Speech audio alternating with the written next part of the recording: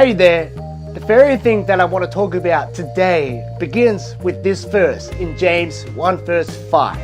It says, if any of you lack wisdom, he should ask God, who gives generously without fault, and it will be given to you. And that is lack. And the key word in this verse is wisdom. As you can see, wisdom is the overarching umbrella of everything that will hold us in good stead in life that we need to know and understand and apply.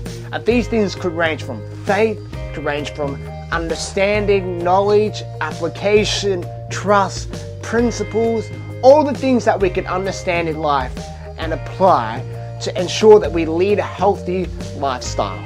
And a lack of wisdom, a lack of all these things can and will hold us back in our understanding of God, in our relationship with God, and in our own lifestyles, such as lack of faith, doubt, distrust, misconceptions, brokenness, confusion, hurt, bitterness.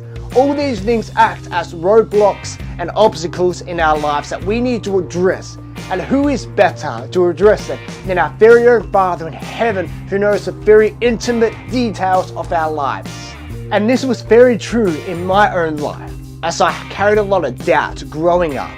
In a Christian household, in a Christian family, going to church, I heard about these stories of God and about what God was doing in people's lives. I'm thinking something is missing from this picture. And that was because I never really had a personal encounter with God. They were just stories. And I had a lot of doubt, and I began to address it in my own life with God, because this became my very deepest desire. And that was to have a personal encounter with God that was so real that I could not deny it. Because I wanted to address the doubt as it was holding me back from my relationship with God, from understanding God, and from truly living a Christ-centered lifestyle. So as I addressed the doubt that I had and the lack of faith that I had, it became one of those situations where you've got to be careful what you wish for. And I became sick with myelodysplastic syndrome when I was 16 years old, going on to 17, and I needed a bone marrow transplant. But as a result, I began to give that situation to God. I said, okay, God, I've been asking for this. I've been asking for more faith. I've been asking you to address the doubt. I've been asking you to become more real into my life. So I give this situation to you, and you can do whatever you want with it. Just please answer my prayers.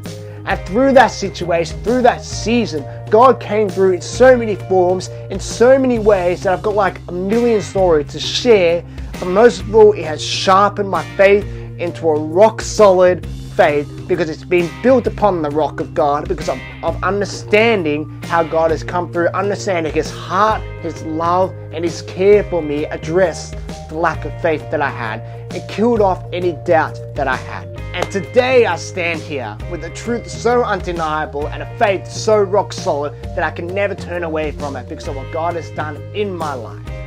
He was able to address the very issue that I had, the very lack that I had in my life. And now my understanding of God, my relationship with God, and my lifestyle continues to grow in God because of the very wisdom that I now carry from Him.